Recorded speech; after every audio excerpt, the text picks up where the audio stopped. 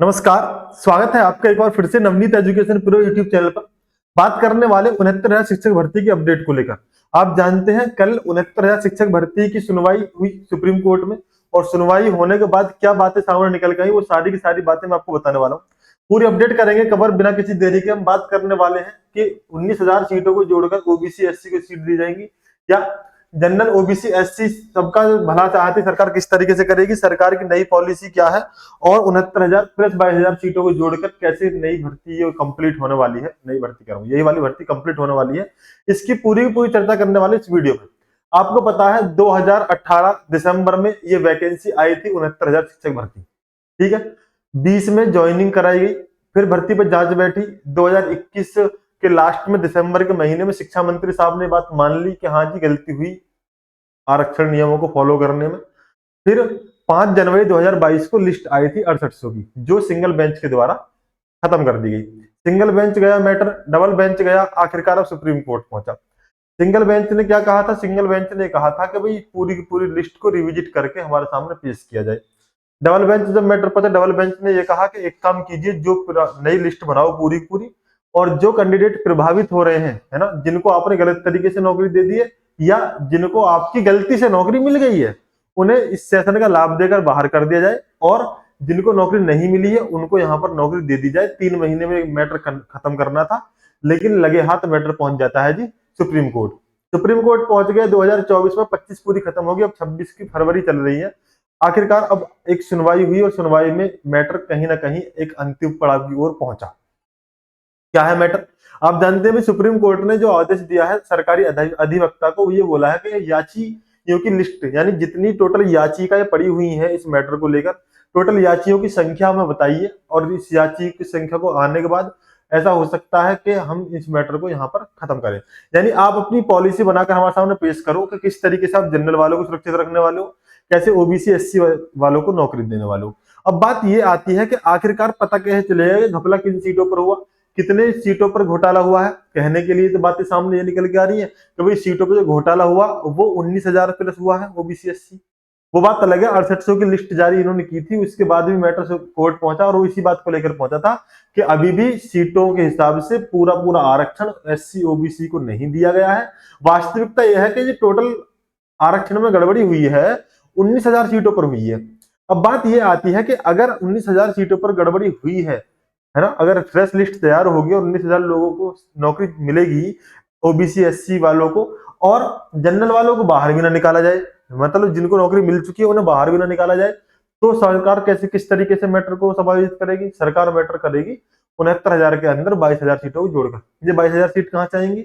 68,500 की बची हुई 22,000 सीटों को जोड़कर यहाँ पर जो मैटर है उसे सॉर्ट आउट किया जा सकता है। ये पूरी कहानी है। अब मैं आपको पूरी की पॉइंट टू पॉइंट बातें बताता हूँ।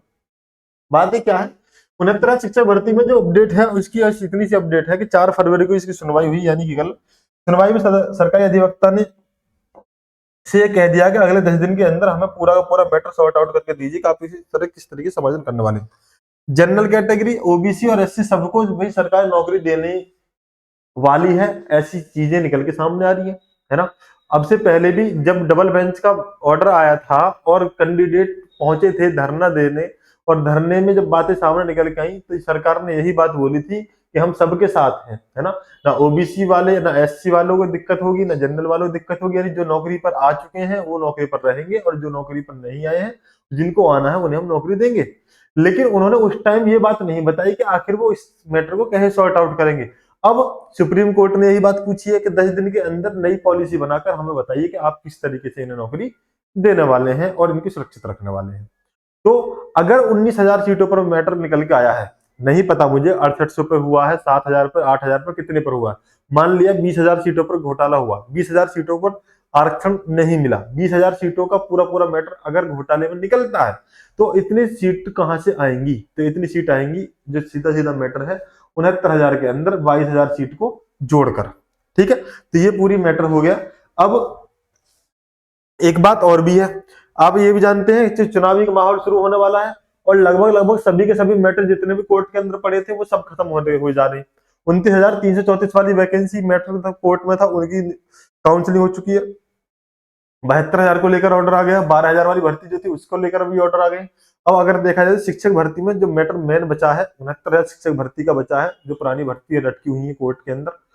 तो अब फरवरी के महीने में हो सकता है कि ये पूरा पूरा फाइनल हो जाए। हुआ क्या, आगे बढ़ने से पहले मैं आपको ये बताना चाहता हूँ, अगर आप जीआईसी या टीजीटी पीजीटी की तैयारी कर रहे हैं तो हिस्ट्री के लिए एक स्पेशल पीडीएफ तैयार किया गया जिसमें 14,000 प्लस एमसीक्यू क्वेश्चन है उत्तर के साथ, है ना। 299 इसकी कीमत थी, फिलहाल इसकी कीमत 99 रुपए कर दी गई। अगर आपको चाहिए तो 89 38 46 41, फोन पे गूगल पे का यूज कर पेमेंट कीजिए और आप मुझे मैसेज कर दीजिएगा व्हाट्सएप पे, या क्यूआर कोड का यूज करके आप हम पेमेंट कर सकते हैं। कहानी क्या है, ये मैटर था यूपी शिक्षक भर्ती में सुप्रीम कोर्ट ने मांगा याचियों का विवरण, और यहां पर दिया है, कहा 69,000 सहायक शिक्षक भर्ती में 19,000 सीटों पर हुए आरक्षण घोटाले के पक्ष में रखे राज्य सरकार। क्या है पूरा मैटर, यहां देखो, कहा 69,000 सहायक शिक्षक भर्ती में 19,000 सीटों पर हुए आरक्षण घोटाले में पक्ष रखे राज्य सरकार। राज्य सरकार बताए आखिरकार वास्तव में कितना घोटाला हुआ है ना। उत्तर प्रदेश में 69,000 सहायक शिक्षक भर्ती में 19,000 सीटों पर हुए आरक्षण घोटाले में सुप्रीम कोर्ट ने याचियों का विवरण पेश करने के लिए कहा है। जस्टिस दीपांकर दत्ता एवं जस्टिस इजी मसीह की पीठ में राज्य सरकार को 10 दिनों के भीतर अदालत के पक्ष समक्ष रखने के लिए कहा है। अच्छा, सुनवाई के दौरान आरक्षित वर्ग के अभ्यर्थियों की ओर से वरिष्ठ अधिवक्ता मनीष गोस्वामी ने पीठ को बताया कि आरक्षित वर्ग के अभ्यर्थियों के साथ इस भर्ती में अन्याय हुआ है। वे वर्ष 2020 से न्याय मांग रहे हैं, पहले हाई कोर्ट में याची के तौर पर और अब सुप्रीम कोर्ट में प्रतिवादी के रूप में। उन्होंने कहा है कि इस बात के विरोध में नहीं है कि जो शिक्षक इस भर्ती में गलत तरीके से नियुक्त हो गए हैं और 5 सालों से नौकरी कर रहे हैं उन्हें बाहर निकाला जाए, इस पक्ष में बिल्कुल भी नहीं है ओबीसी एससी वाले कैंडिडेट, है ना। याचिका में अभ्यर्थियों ने आरोप लगाया है कि इस भर्ती में आरक्षण नियमों का ठीक से पालन नहीं किया गया है और करीब 19,000 सीटों का घोटाला हुआ है। इलाहाबाद हाईकोर्ट की खंडपीठ ने 13 अगस्त 2024 को आरक्षण को लेकर मेरिट लिस्ट रद्द कर दी थी और सरकार को 3 महीने के भीतर नई लिस्ट जारी बना करके आदेश दिया था, और राज्य सरकार ने हाई कोर्ट के फैसले को सुप्रीम कोर्ट में चुनौती दे दी। ठीक, इस पर सुप्रीम कोर्ट ने कहा हाई कोर्ट का आदेश पर रोक लगा दी और दोनों पक्षों के जवाब मांगा था।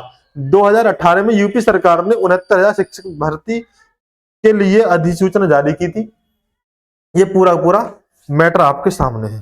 अब बात सिर्फ इतनी सी है कि 10 दिन का आपके सामने टाइम दे दिया है भाई सरकार को। 2018 में यूपी सरकार ने 69,000 सहायक शिक्षक पदों के लिए भर्ती के लिए जो अधिसूचना है वो जारी की गई थी। ठीक है, तो ये पूरी कहानी है। अब बात ये आती है कि आखिर होगा क्या, होगा ये क्या होगा ये कि भाई कम से कम जितनी सीटों पर घोटाला हुआ है, जितनी मतलब अभ्यर्थी आरक्षण के नियमों का फॉलो ना होने की वजह से भर्ती से बाहर हो गए हैं, उन सबको यहाँ पर नौकरी दी जाए, उन्हें यहाँ पर ज्वाइन कराया जाए और जो जनरल वाले वो भी सेफ रहेंगे। ये पूरा मैटर है। बाकी अब आपके सामने 15 दिन का इंतजार और बचा है। 20 तारीख को सुनवाई होने वाली है। 20 तारीख को कहीं ना कहीं फाइनल डिसीजन आपके सामने आ जाएगा। मिलते फिर आपसे नेक्स्ट वीडियो में। चैनल सब्सक्राइब कर लेना अपडेट के लिए। पहली बार अगर आप चैनल पर आए हैं, वीडियो पसंद है तो लाइक कर देंगे और एक बार कमेंट में जाके साइड में जाएंगे तो हाइप भेज देंगे। Okay, thank you, bye.